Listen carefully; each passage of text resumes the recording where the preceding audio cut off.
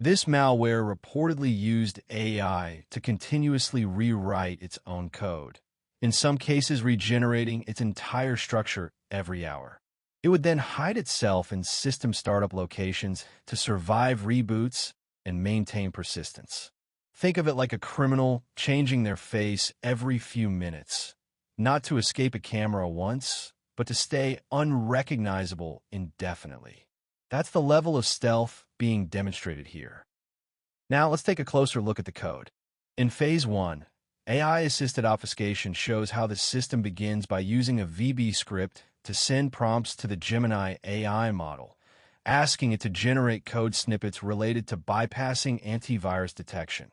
This phase represents the entry point of AI involvement in the workflow, where natural language instructions are transformed into executable logic suggestions. On the right side, this is paired with the AI prompt block, which demonstrates how the system specifically engineers prompts to extract compact, functional VB script fragments. The emphasis here is on dynamic code generation, where obfuscation is not static but produced on demand through AI interaction, making behavior less predictable and harder to analyze using traditional static inspection methods.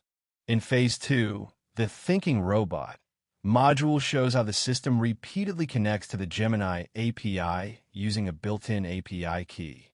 This creates an automated loop where the script continuously asks the AI for new instructions or logic.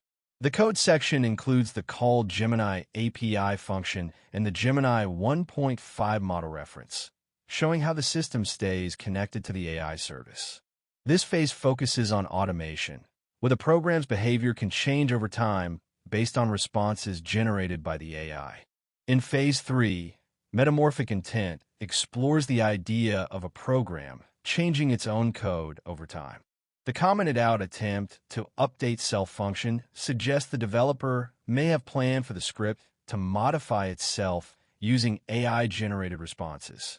Even though this feature is disabled, it shows an experimental attempt to create software that can evolve and behave differently over time. This phase highlights the concept of adaptive code, where AI-generated output could potentially be fed back into the program to influence future behavior.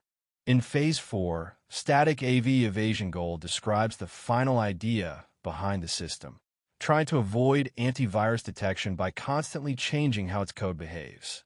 Instead of relying on one specific function, this behavior comes from several parts working together, including AI-generated prompts, repeated execution, and possible self-modification. The logging system, like the thinking robot log, and the log file saves the AI outputs so they can be reviewed or improved later. Overall, this phase shows an experimental setup where the system changes its behavior over time, using variation itself as a way to avoid detection instead of using fixed or predictable patterns. And that's how prompt Flux works. Instead of behaving like traditional malware with fixed instructions, these new threats can adapt while they're already running inside a system. Thanks for tuning in.